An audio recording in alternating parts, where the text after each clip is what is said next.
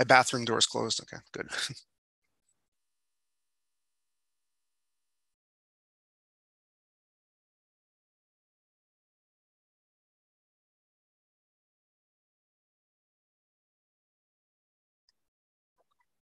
Hello, everybody. Welcome to the Menachem Begin Heritage Center Zoom room. This is our weekly English event, our Zoom program for English speakers. My name is Paul Gross. I'm a senior fellow here at the Begin Center in Jerusalem.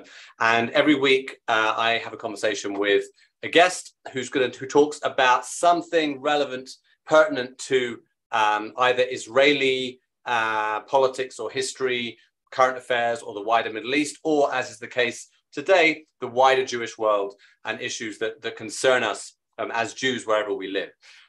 So today we're going to be talking about a situation in American, I think also wider, but especially American academia. And we'll get to that when I introduce my guest. Before I do that, just for those who are new to this, how this is going to work is I'm going to speak to our guest for about 30, 40 minutes. And then I'll turn it over to questions from you, which you can write in the chat facility at the bottom of your screen. If you can't see it, hover the mouse over the bottom of the screen, and you'll see chat. You can write in there at any point, and I will select some questions to put to our guest. Okay, let's start with introducing our guest. Professor Jarrod Tanny, Associate Professor of History and the Charles and Hannah Block Distinguished Scholar in Jewish History at the University of North Carolina, Wilmington. Between 2008 and 2010, he was a Schusterman postdoctoral fellow in Jewish Studies at Ohio University. He received his PhD from the University of California in Berkeley, focusing on Russian and Jewish history, originally from Montreal, Canada. He completed an MA at the University of Toronto and a BA at McGill. He is currently working on a study on Jewish humor in post-World War II America and its place within the larger context of the European Jewish past. Maybe we'll have him on for a more lighthearted conversation at a later date. And he's published numerous op-eds on anti-Semitism in the Forward, Tablet, Times of Israel, Jewish Journal, and the Jewish Review of Books. And this is what we're going to be talking about, earlier this year, he founded, or co-founded, I should say, the Jewish Studies Zionist Network. Professor Tanny, Jarrod Tanny, great to have you with us.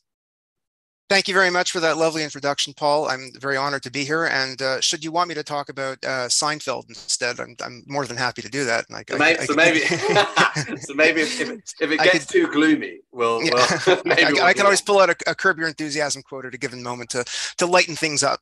Perfect. But yeah, thank you very much. I'm very honored to be here. I've been a fan of your show ever since I watched Professor Gil Troy on it, I believe last summer. And in many ways, his work has inspired me to do what I've done with the Jewish Studies Zionist Network. Right. So we'll get to that. So actually, I was going to say, you're not the first person I've had on talking about not this specific issue, but the wider issue of how anti-Semitism, or specifically anti-Zionism, and an anti-Israel position is kind of filtering into academia in the way that the atmosphere on college campuses. But we're going to speak specifically about your area of Jewish studies. is interesting because the organization that you found is the Jewish Studies Zionist Network. And at first blush, I would sort of say, well, of all the areas where you wouldn't necessarily need to have sort of a strong, proactive defense of Zionism in Israel, it would be Jewish studies. But it turns out I'm completely wrong. So can you tell us why there was a need for you as an academic in this area of Jewish studies, why there was a need to launch this organization, and also tell us a little bit about what the aims of the organization are? Absolutely. Thank you very much. I'd like to say, Professor Troy, when he was on your show last year, he said that he had his great Herzl moment where it dawned on him. He had a revelation that he needed to do something because there was an existential crisis that the Jews, at least in the academy, were facing. I'd like to say I had that, and if I did have that moment, it was last year, although it was an ongoing process about how I got involved in this. And the immediate trigger a year in the making, was the Israeli-Gaza conflict of 2021, when there was an unprecedented number of statements issued unilaterally condemning Israel, while completely ignoring anything that the other side, that Hamas, was doing to affect violence against Israel. And of course, statements are issued all the time, but this one, there seemed to be an unprecedented number. There were several dozen issued by academic associations, academic departments, universities with many different departments signing on. The one from gender studies in particular was egregious because entire departments signed on. It wasn't individual faculty members. And after that going on for 2 weeks, there started to be attacks against Jews in the streets of the United States. There was actually violence committed by people chanting "Free Palestine." I don't want to exaggerate the violence. No one was killed, and it certainly pales in comparison still to white supremacist violence against Jews that has taken place in recent years.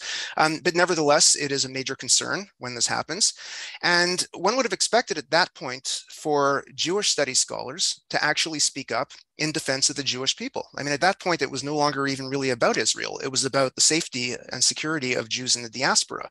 If it were any other minority group, I would have expected African-American scholars in African-American studies or Africana studies to actually speak up in defense of their community, at least to issue some sort of statement saying that this is far more complicated than you're making it out to be. But instead of what happened, Jewish studies, which in the past had remained silent in situations like this, actually got proactive, but not in the way one might have expected, as you suggested.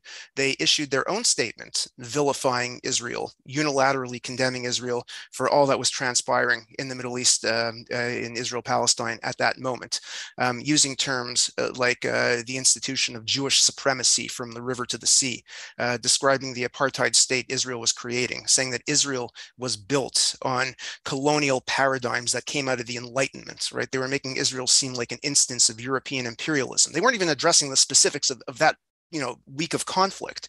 And there was no condemnation. There was one passing remark about Hamas rockets, and that's it, nothing else. As for the anti-Semitism that was then taking place in the streets of the United States, well, at the last second, and I know it was a last minute decision because as someone in Jewish studies, I had seen earlier drafts of this statement circulating, they threw in a sentence saying, "We condemn anti-Semitism and Islamophobia and all forms of bigotry and racism." So, they were sort of paying lip service to the anti-Semitism that was taking place. Why did they bother to mention Islamophobia? Nobody was attacking Muslims at that particular moment in the streets of the United States, but they felt they had to do both sides, or all sides in that case. So in effect, they were all lives mattering, the Jews, in that particular case, when it was the Jews who were in need of defense. What was really shocking about this was not that there was maybe a dozen people who were siding with the anti-Zionists in academia in issuing the statement, because there are people in Jewish studies who are, diehard anti-Zionists, but the fact that they were able to elicit 265 signatures from people in Jewish studies, that's a hell of a lot of people. Professors, not only tenured professors, but a lot of assistant professors who one would think would try to keep their head, below, just keep a low profile until they have tenure if they're going to come out with a controversial political opinion. And one would like to think that coming out against the state of Israel as a Jewish studies professor would be a controversial political opinion. But apparently they sensed the way the wind was blowing, and that was that anti-Zionism is the party line in academia, and it was in their interests to go along with it. So that was like the immediate spark that made me realize that, the situation, if it's not going to be hopeless, something needed to be done. There are a lot of organizations that do fight anti-Zionism on college campuses and in academia. One in particular that I've worked closely with is the Academic Engagement Network, headed by Professor Miriam Ellman of Syracuse University, which is a terrific organization, and they do a lot of behind the scenes work at fighting BDS statements and whatever else. But as I pointed out in a presentation that I gave there at their annual conference in May, that the vast majority of people who are in that organization are academics. They are professors from all disciplines who are alarmed at the state of anti-Zionism on their college campuses, but the vast majority of them have no affiliation or a minimal affiliation with Jewish studies. You know, they come from other departments in the humanities, from the social sciences. There's a lot of people in STEM who are involved with this. They're just alarmed about the situation on their campus. So in my presentation, I made it clear that I'm in a distinct position here. I was one of maybe 3 or 4 people in the entire room who were in Jewish studies. And as the sole professor of Jewish studies at my university, I can't just say, okay, I'm going to just leave Jewish studies and go work on something else instead. No, this is the career that I've chosen, the path that I've chosen. So I felt that Jewish studies was in a position where something needed to be said, something needed to be done. There had to be other people within Jewish studies that wanted to speak out in defense of the right to be a Zionist in public on college campuses, not to enforce anything on anyone, but just in the interest of academic freedom and critical inquiry and the right to express one's identity. They needed to get their collective voice heard. So that was the gap that I saw. And therefore, I decided to launch the Jewish Studies Zionist Network, which, unlike these other associations that fight anti-Zionism on campus, this one is specifically for people who are in Jewish studies or in Jewish studies adjacent fields. And I have had to say no to a lot of people who wanted to sign our statement because they have no academic affiliation or their work does not intersect with Jewish studies in any way. I expected to get maybe 30, 35 signatures on the mission statement that we crafted, but we ended up getting thus far 162 signatures. So that's a fair number of people who are in Jewish studies who have decided that something needs to be done about the climate in academia, the militant anti-Zionism that's in academia as a whole, and it seems to be in Jewish studies in particular. So that led me to found the organization. Okay, and I mean, I'll make a point of, I'll write in the chat a bit later the link to that statement because I think people should have a look at it later. You mentioned when you were talking about the anti-Zionism and the sort of things that were coming out with during the last or not last the second to last second from last Israel-Gaza conflict. There were things like about colonialism. That Israel and sort of and language against kind of anti-Western, anti-Enlightenment. It's kind of interesting. It's part of this whole sort of far left agenda, which I'm sort of very familiar with also from the UK, where anti-Zionism is obviously very much a part of the left. But what's the connection, do you think, between this kind of anti-Zionist discourse and wider political trends in the United States? Because that's in recent years, of course, I get what these days we call progressives in America. I'm not quite sure how progressive they are, but that's another story. What we call progressives in the United States are, there's a lot of issues associated with them and their influence on culture and academia and politics in America, and things like critical race theory and social justice theory, all these things. And how does that play into the anti-Zionism, if at all, in your view? It does very much. And the ways in which it plays into it is that the social justice activists in academia have decided to center Palestine as one of the causes that they're fighting for. And what's striking about this is that it's virtually the only non-domestic issue that has found its way into their platforms.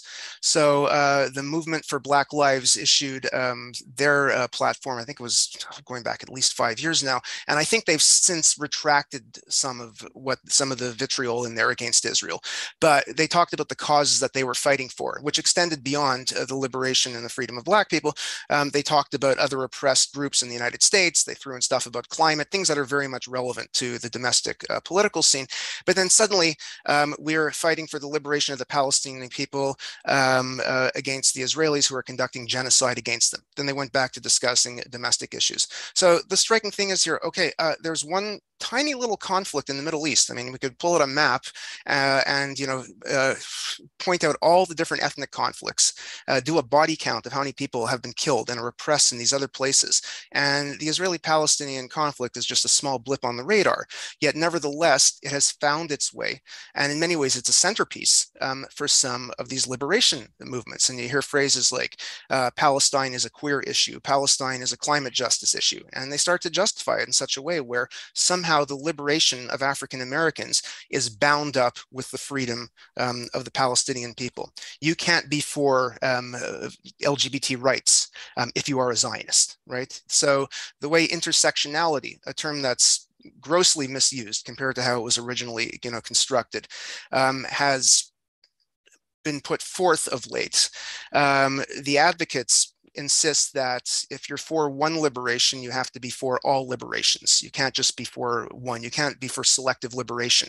And therefore, if you're a Zionist, that means you're anti-Palestinian. And if you're anti-Palestinian, that means you're anti-LGBT rights, you're anti-African American rights, and therefore you're a white supremacist, right? You could see the whole chain of thoughts, the way they link it all together. So the question, of course, is why is Palestine so important as a domestic issue? And, they have all sorts of ways of justifying it, the amount of money that the US gives to Israel per year compared to other states, which is a fair criticism. I mean, there's something to be said. But on the other hand, we see the United States propping up other countries in various ways.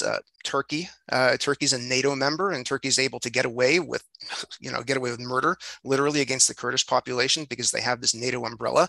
The US depends on Turkey.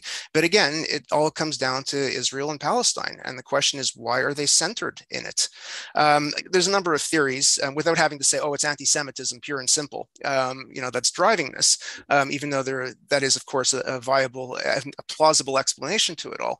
But I think some of it does have to do with critical race theory and the dominant paradigms in social justice theory today, which view things in terms of structural racism and hierarchies of power. And the Jews somehow always end up on the top, right? They're always seen as the most privileged group, the most white of all the white people, which means by definition, they're lumped in with the oppressors. I should say Ashkenazi European Jews, of course. Obviously, I'm excluding Jews who come from Muslim lands in this case.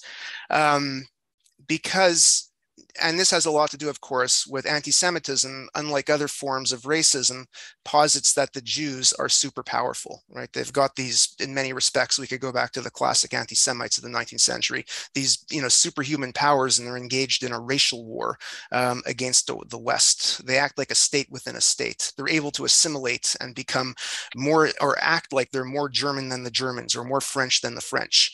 They've achieved an unprecedented degree of social mobility in the United States in decades, but they couldn't have done so without their complicity in white supremacy. So you find traditional anti-Jewish stereotypes that find their way in there, but the Jews acting like a state within a state. And those anti-Jewish stereotypes always seem to put the Jews in a superior position. Unlike, say, racism against the African Americans, and there'll never be some sort of claim that the African Americans are engaged in a global conspiracy in a racial war to take over Western civilization, right? You'll never hear anything like that. So I think that's a part of it. It has to do with the way anti-Semitism has been historically structured to put the Jews, on top. That doesn't necessarily mean that the people who are putting forth these views are thinking in terms of anti-Semitism, right? But by definition, the way that they think in terms of hierarchies of power and critical race theory, the Jews are going to end up in this, position where they are seen as the oppressors. Right, and I also think that once you start singling out Israel and you're ascribing things to Israel that you're not ascribing to other countries and applying this kind of double standard, and obviously they can make the claim that, well, it's because America is putting all this money into Israel, but of course they're really in many ways just doing exactly the same thing that anti-Zionists in lots of other countries have done, which don't have that relationship with Israel, which is the singling out. I mean, even look at the UN Human Rights Council, where every meeting of the Human Rights Council, there's one agenda item which is looking at Israel, and then there's certain, the rest of the meeting is for all the other countries. I mean, this singling out of Israel is not unusual to the American left. It's just that when it is the American left, it becomes, I think, particularly important in a way, because firstly, because it's America and America's place in the world, and the place of American academia in the wider sort of intellectual ferment. And also, of course, America is the country, the diaspora, with by an order of magnitude the largest number of Jews. So it's also, I think, relevant in that case. When you said earlier about the Jewish studies professors and assistant professors, junior people who were signing on to this condemnation of Israel, this one-sided condemnation of Israel, do you think most of them were, I mean, I guess you can only sort of guess or have a sense, but that most of them are doing it because they believe that, or because they think that this is the sort of, this is the right side of history at this point. This is where I need to be on this issue? Or do you think they really believe it? Do you think they really feel that? I think there's a core group among those 200, perhaps numbering a couple of dozen, who genuinely believe that, right? Who are, militant anti-Zionists for whatever reason, right? Yeah. There could be a number of, theories for why they're so driven to be anti-Israel.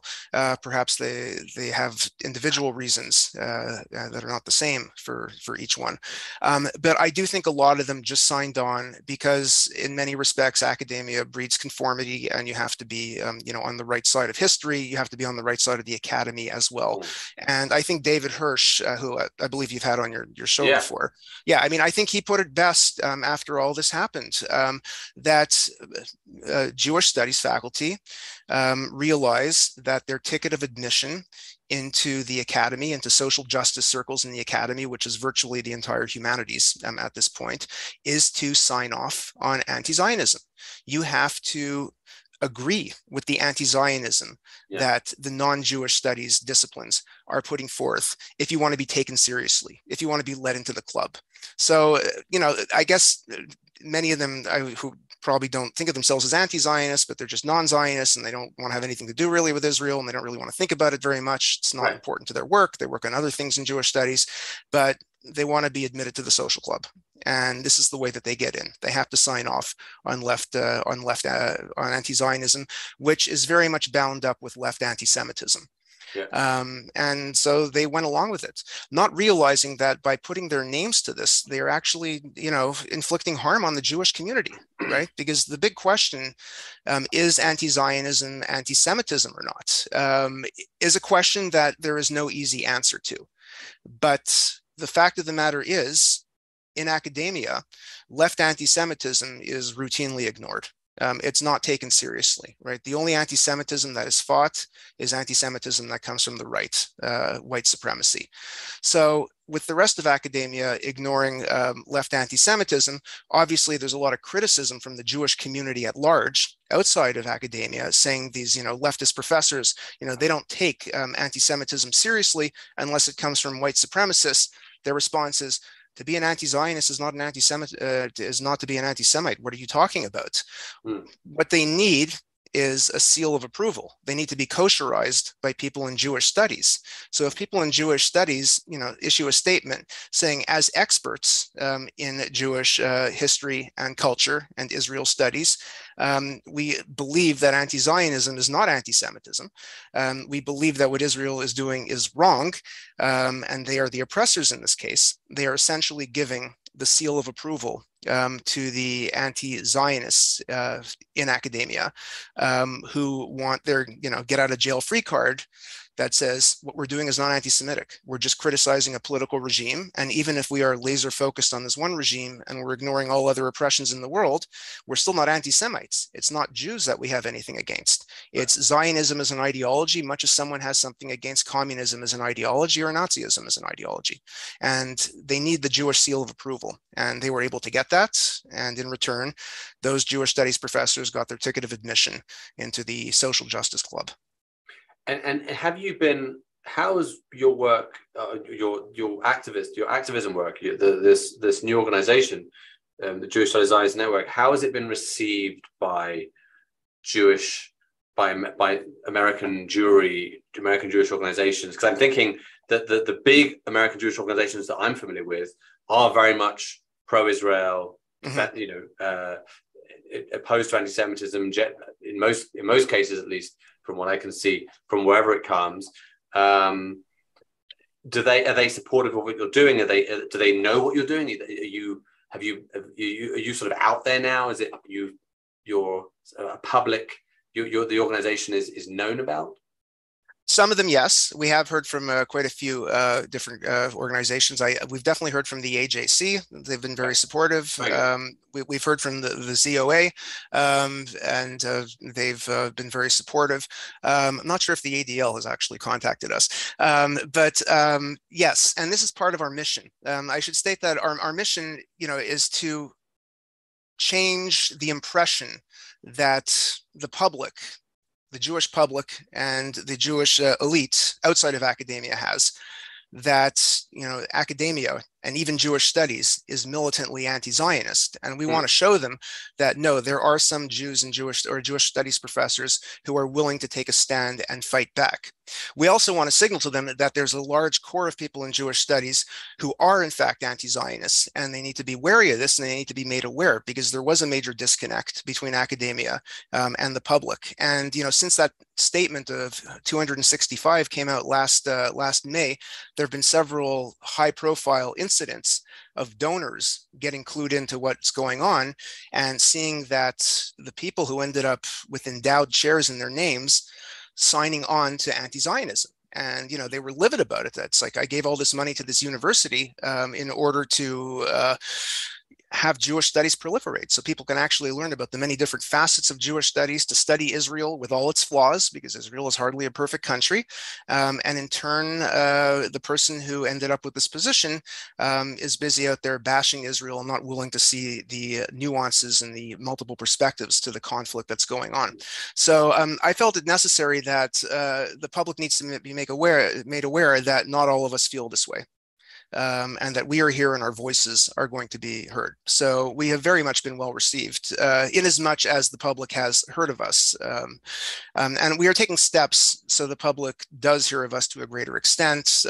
We've issued press releases. I've been interviewed by the Jewish Journal. There's a major piece coming out on campus anti-Semitism in the Washington Examiner by Melissa Brownstein. I was interviewed for that. So it's not just focused on the Jewish Studies Zionist Network, but at least they're getting our perspective, and they will see that there is a corner in Jewish studies that believes that the public, the Jewish educated public, does actually have allies within academia. Okay, and final question from me before I go to the questions from the audience. What about students? Because I'm thinking, if I'm looking at colleges and I want to study Jewish studies, I want to major in Jewish studies, I might, as a pro-Israel Jew from a Zionist Israel supporting family, want to look at where might I study Jewish studies with someone who signed your declaration and not the anti-Israel declaration, anti-Israel condemnation last year. How is that? Do you have any inroads into, I don't know, Jewish student organizations, Hillels, that kind of thing? Is that something you've done or can do? That's an excellent question. And point number 4 in our mission statement actually says, and I'll read it, to ensure that a safe space exists on college campuses for Jewish students and faculty to express their identities as Jewish Zionists in public, just as this safe space is provided to members of other minority communities. And this was one of our goals after hearing all these horror stories on college campuses of Jewish students being bullied or subjected to litmus tests, like a famous case in UCLA where a Jewish student was interrogated. She wanted a seat on the student government and she was subjected to a Zionist litmus test. And I don't know how it was resolved in the end, but the very fact that they would even ask her, where do you stand on Israel while being interviewed for a Jewish for a student government position, that is anti-Semitism, that is racism. And I'm just trying to imagine an Asian American student, a Chinese American student trying applying for that position and being asked in the interview, where do you stand on the People's Republic of China? I mean, there would be a major uproar had that taken place. Or if a Muslim was asked about where they stand on Iraq, on Osama bin Laden, on anything, right? So I realized when these incidents were taking place, in all the accounts that I read about them, I never saw one instance where Jewish studies faculty on those campuses stood up for the students. It's entirely possible they helped the students behind the scenes. I don't know that. Maybe they just didn't want to do so very publicly. But I think it's very important that when Jewish students face some sort of crises on campuses, that they can turn to their Jewish studies professors for support. And I would love to have, one professor from every college in the United States sign this statement, so a Jewish student could know that they have someone to turn to on that particular campus, and they don't have to, rely on going to the diversity, equity, and inclusion office, which might, not be of particularly good help for them in such a situation. So yes, that is one thing that we are trying to achieve. And the other thing I want to stress here is that this support has to be given publicly, not behind the scenes, because again, by doing it publicly, it does signal to the wider campus community and to other Jews on that campus and Jews on other campuses that yes, there are faculty in Jewish studies who are willing to support. If it's being done behind the scenes because perhaps that Jewish studies professor does not want to seem like they're overly Zionist because then the spotlight will be on them, then that's not really helpful. It might help that one particular student, but it's not going to help the larger student body, the larger Jewish student body actually feel safe. And I want them to feel safe in that way. Now, of course, there are ways of working with groups on campuses. I am the faculty advisor for Hillel on my campus.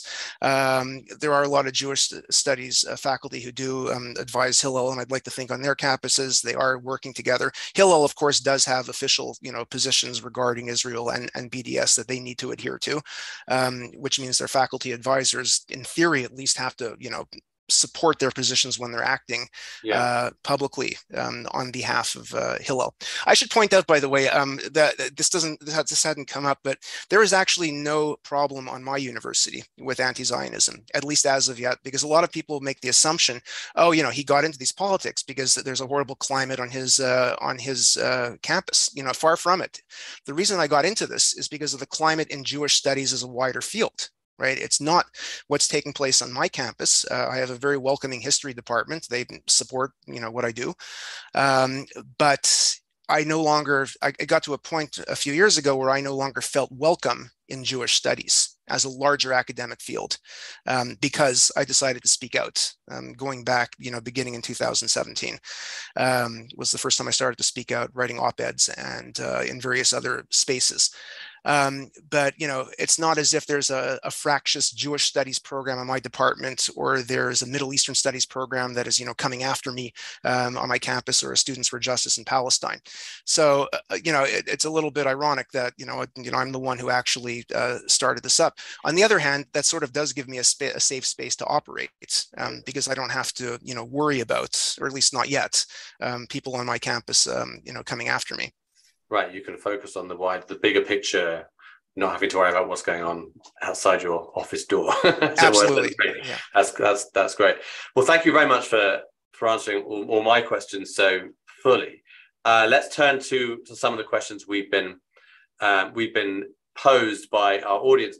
First, there's one here from Uri Hirsch who asks how much does Arab money donated to US universities influence? He says influence anti-Semitism. I broaden it to say influence wider attitudes towards Israel as well. I'm not in a position to answer that question. I've heard all sorts of stories of Arab states and their organizations in the US giving money to endow chairs, to fund Middle Eastern studies, organizations, student groups on campus. But again, I can't answer that, and I won't answer it, much as I wouldn't want someone not in the know about Jewish studies funding and donors to answer it, because then it sounds like there's some sort of Jewish conspiracy. So there are people who have researched it, who have looked into this. So my response is, do an internet search, try and find reliable sources. There certainly is, it certainly does happen, and there certainly is a role being played. Okay. But how large a role, I'm not sure. Okay. Here's another funding question. It's a different funding question. This is from Amichai Magen, who's Amichai Magen. This is Dr. Amichai Magen from Reichman University in Herzliya, who's a friend and a teacher of mine. He writes, anti-Zionist Jewish studies professors is like chickens for KFC. Who will fund Jewish studies if this deal with the devil continues? Self-hatred and self-serving cowardice are hardly a winning strategy. Well, that's the whole point with the donors. And, there is a very big issue at stake here regarding academic freedom.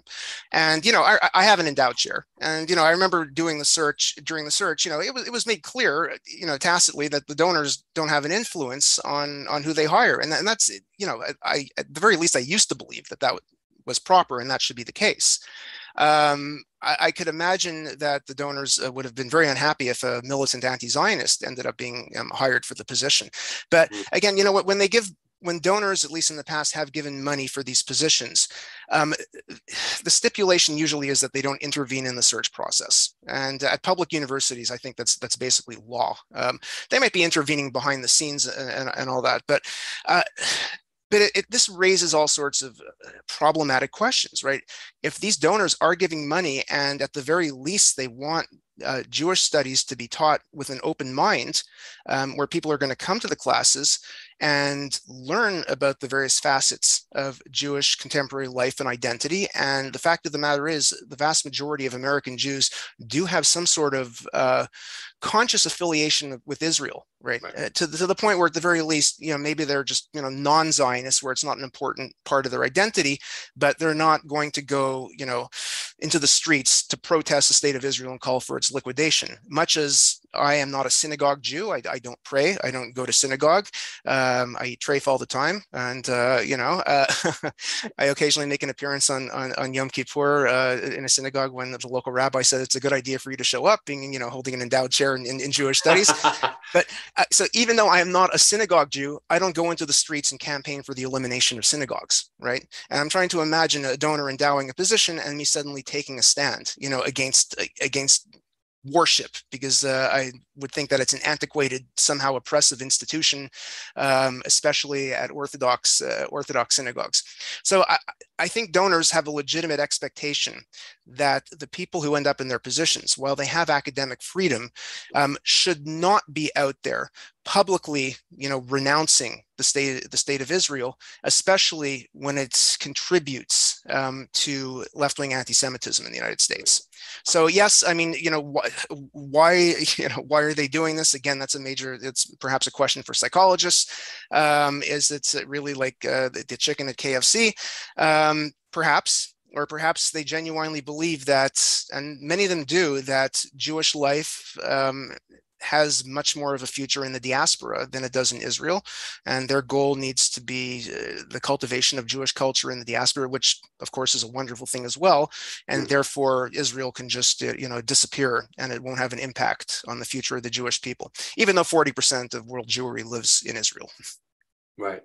No, absolutely. Actually, Zvi Cohen, has written, it's quite a lengthy post in the chat. I'm not going to read it all. People can read it themselves. Zvi writes very lengthy Facebook posts. I should add as well. Okay. Zvi, yeah. Okay.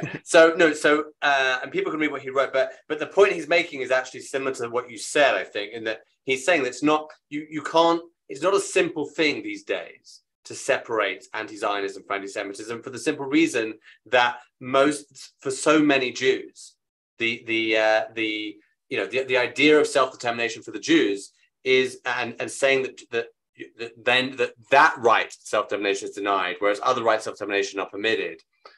That's illegitimate. Other self-determination causes are legitimate.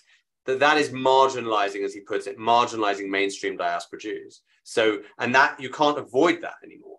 So if you're to take this position, I mean, you said earlier, they claim, they're opposing a political ideology. It's like opposing communism or fascism. We oppose Zionism.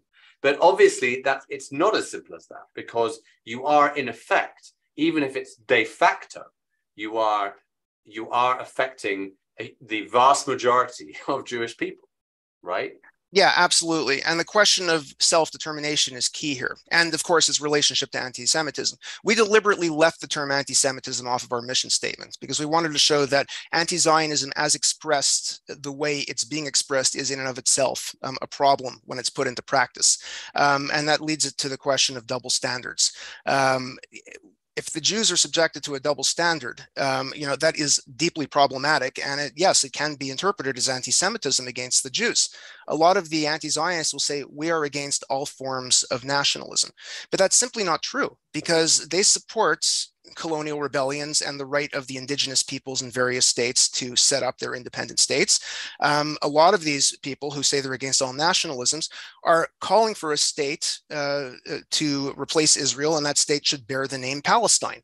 How is that not Palestinian nationalism? Well, they say there'll be a one person, one vote, but there will be a Palestinian majority, right? Palestinians will have the right of return. Jews will be a minority. And, given the fractious, violent relationship between the two communities, and given the way the other Arab states have violently decimated their Jewish community during the 20th century, I just don't see this as a good ending, for the Jewish people who find themselves living in Israel. So the bottom line is they're not against all forms of nationalism. They're against Jewish nationalism and are willing to accept virtually all other non-European nationalisms. Yeah, I think that's the key. I mean, I think this has a very long and ignoble tradition on the left. You can go back to sort of Soviet-sponsored post 75 Zionism is racism resolution, and this very we're against nationalism, Zionism as a form of nationalism, whilst they're supporting Algerian nationalism and Vietnamese nationalism and various other kinds of then what we'll call third world national liberation movements. But of course, Jewish national liberation is beyond the pale. Of course, let me just interject one thing. The other common response that you hear, and this was even, I remember, I think Yasser Arafat issued this statement in the mid 60s, the Jews are not a nation. They are a religious group. Okay, because there's no universal principle that all religious groups have the right to self-determination.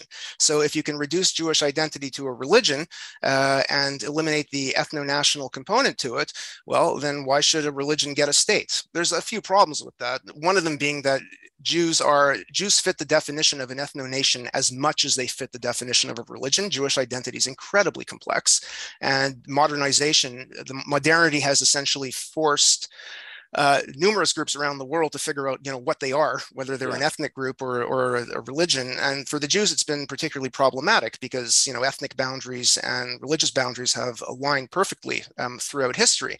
But Jews are defined genealogically, which does make them an ethnic group as much as it does a religion. They're very different from Christianity in that sense. The second point to that is, okay, well, if religions don't have the right to self-determination, why are there so many states in the world that have the word Islamic in their title, especially states where Muslims are given more rights than non-Muslims? And I'm not trying to make any claim whether that is right or morally right or wrong, but the point is that it is. And if that's the case, why can't there be a Jewish state, even if the Jews are more of a religion than a nation?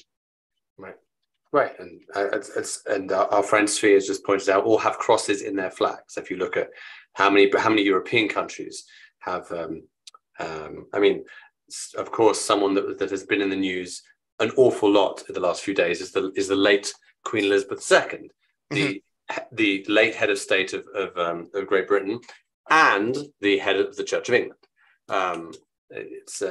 These are not. This is not a simple thing.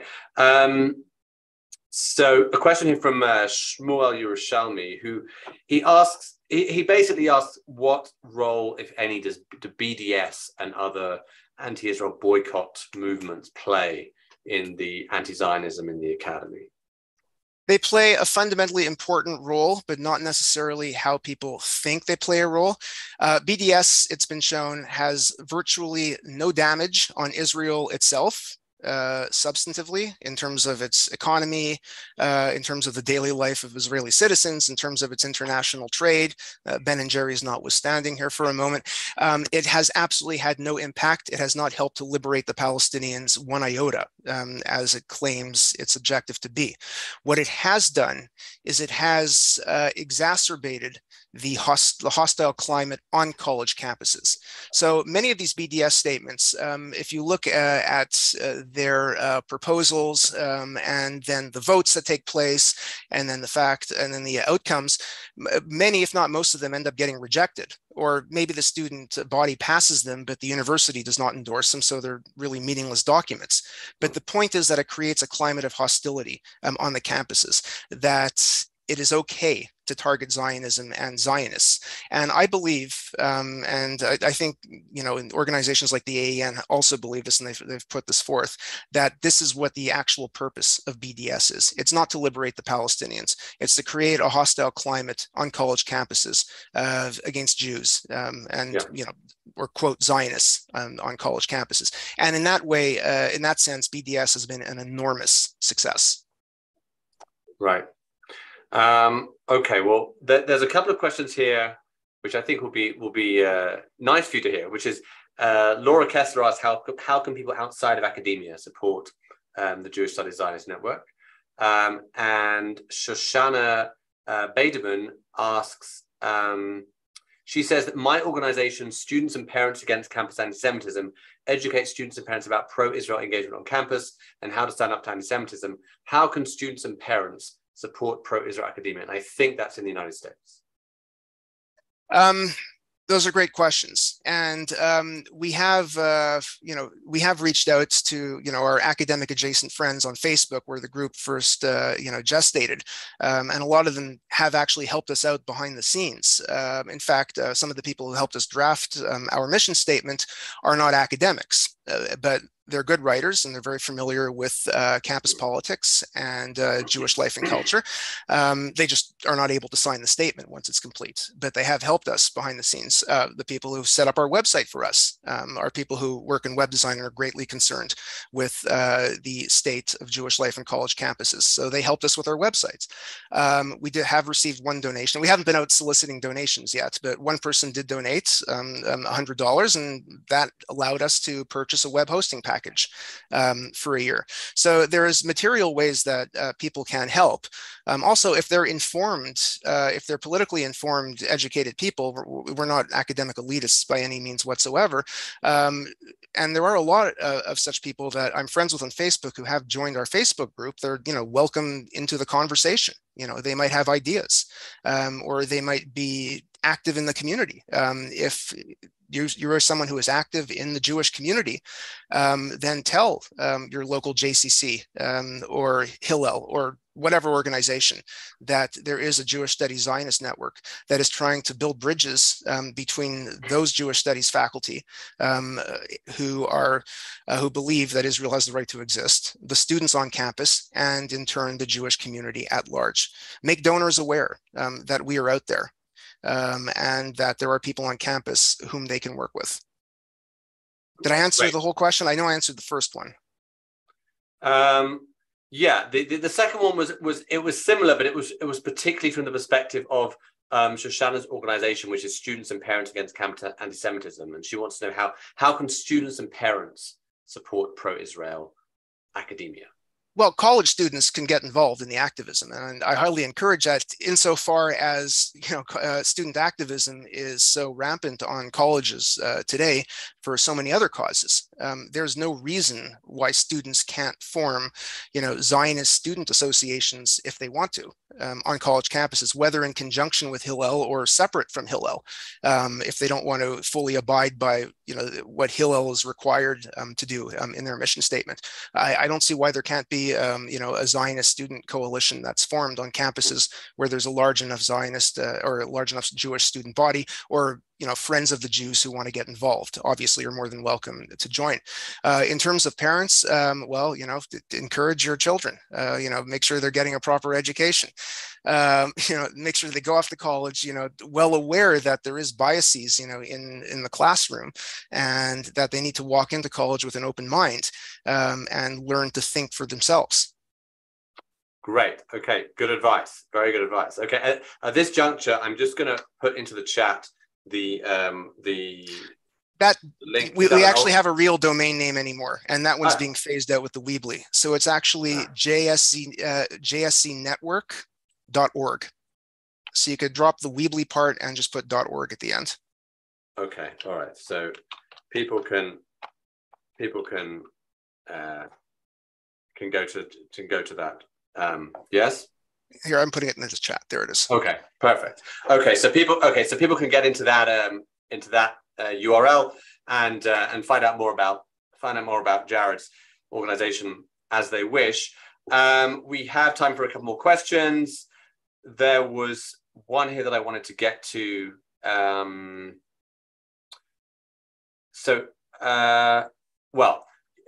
You can tell me, Jarrod, if you can answer this question or not, from Debbie Hall. Can you expand on the relationship between the Trotskyites and the Yevsektsiya to today's left-wing anti-Semitism? Okay. You have to explain the terminology for those. Oh God, yeah. Okay. Just short answer. Well, I'll leave Trotsky out of it because the Yevsektsiya and Trotsky aren't the same thing. But the Yevsektsiya was the Jewish section of the Communist Party set up around 1920 to oversee the modernization of the Jewish people in the Soviet Union. Since the Jews didn't have a territorial republic like all the other ethnic groups in the USSR, their goal was to modernize and Sovietize the Jews. This meant a violent campaign against Judaism as a religion and against Zionism as an ideology, because those things were, uncommunist, right? It was officially an atheist state, and they were against nationalism, at least in some forms. But it also had a positive component, and that meant building up Jewish life. That meant cultivating Yiddish culture. It meant building Jewish schools, Yiddish-speaking schools. So the Jews actually did achieve liberation through the Yevsektsiya, because let's face it, life was far worse under Tsarist Russia, where the Jews were oppressed severely in every respect. So the Soviet Union basically decided there's a good kind of Jew and a bad kind of Jew, and they decided to cultivate the good kind of Jew. Now, again, there's nothing unique about this happening to the Jews in the USSR. They did this for every ethno-national minority, 150 people, 150 ethnic groups in the Soviet Union approximately. This lasted until World War II, and the situation of the Jews after World War II got far worse because the Soviet government launched a quiet campaign of anti-Semitism against the Jews.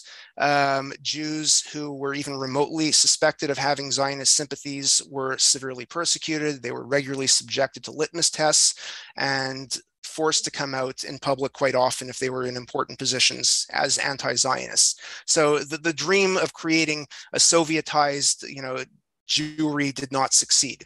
I think many people on the left today in the United States look back to the early Soviet period as I wouldn't call it a golden age. I would never refer to any moment in Russian history as a golden age, especially as far as the Jews go, but as a type of social engineering that had positive benefits for the Jews and some lessons for today. And I am not saying, I think some of them actually go so far as to fetishize what the Yevsektsiya, or more importantly, the Bund, which was a Jewish socialist party that existed until the revolution and continued to exist in Poland afterwards. They did more or less the same thing, cultivate, proletariat Jewish diasporic culture, speaking the Yiddish language, but let's come out against Zionism and come out against Judaism as a religion.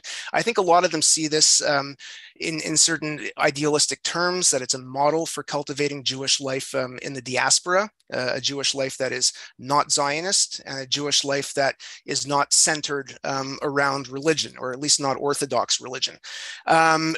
It's a very problematic relationship insofar as they're simplifying what transpired in the Soviet Union, and the history is a lot more complicated than that. They're obviously cherry picking what they want to use and ignoring the rest. But more importantly, the historical context is entirely different, right? Right.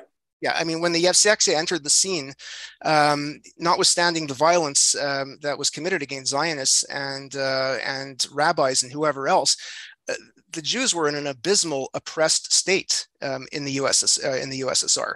And for many Jews, a large percentage, what the Yevsektsiya did was actually a form of liberation. The Jews were able to gain mobility and rights that they were completely denied before that. I'm not morally justifying it by any means, because they committed violence against Jews and oppressed Judaism as a religion. But at the same time, in that particular historical moment, this was sort of a form of emancipation and liberation. Fast forward to the United States, the Jews are doing fine in the US, right? You know, we've achieved social mobility. We might be lacking in security in certain respects, especially with the uptick in anti-Semitism in recent years, but we don't need any sort of liberatory movements engaged in some sort of social transformation project to create, you know, a utopian Jewish community that is anti-Zionist in the US. It's just an absurd historical abstraction to pick from this historical moment and to impose it on the present. It doesn't work that way. Right. Okay. That was a very good answer. Did you finish? Yeah. That's a very good answer. Thank you. Thank you for explaining that for us. So I think we'll have one more question, maybe, or two. Here's one from Isabel Margolin, who she's talked about how her alma mater, UC Berkeley. This relates to the point that you made, of course, about how all of this fits into the wider issue of social justice theory and progressivism in the United States. She says, I've heard that job applicants are being interviewed about their views on diversity and how vehemently they support social justice or address that issue in the curriculum. Depending on a candidate's enthusiasm, they garner more or less points in the interview. I don't know what groups are under this umbrella of diversity, but how do you think this will change hiring practices and who is hired?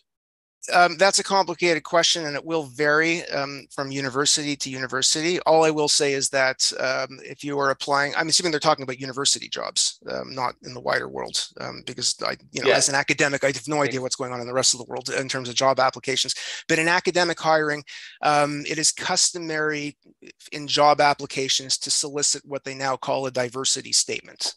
Whereas when I was applying for jobs 15 years ago, they asked you to submit a teaching philosophy statement. So submitting a diversity statement is obviously is what they're asking for today. So obviously the question of diversity, which is bound up with social justice and critical race theory, has now become important in the hiring practice. How that actually factors into how committees are going to evaluate candidates, well, that's going to depend on the university, that's going to depend on the search committee, and that's going to depend on the department. And I can assure you that there is no universal correct answer to it, except for the fact that candidates are now being forced to think about diversity. Raises a very interesting question for applicants for Jewish studies positions, because one would like to think that they could argue, much as someone applying for an African American studies position, that cultivating Jewish quote identity politics in the way that African American identity politics is cultivated is what the higher ups would see as proper diversifying, whether one agrees with that or not. But that's what's seen as expected in many areas, in many places. But that's a big question, right? Because Jews are lumped in with white people in the United States, and whether that's going to be seen as a point in favor of diversity is, I think, a very open-ended question at this point. But yes, it is becoming very important in the hiring practice. I think in a lot of cases, the administration is just doing it so they could check off the box and say that they're doing it. And perhaps at some universities, it's not taken seriously, but at other universities, it is taken seriously. But it is the language of job applications at this point. Absolutely. Okay, that's a whole other whole other can of worms, which might be explored in another podcast. But okay, I think we will conclude there. I want to, firstly, I've just written my email address into the chat for those that are not on my mailing list and would like to be, in order to receive information about all the English events that we have here at the center, both virtually on Zoom and in person here in Jerusalem. So do email me if you want to be on the mailing list.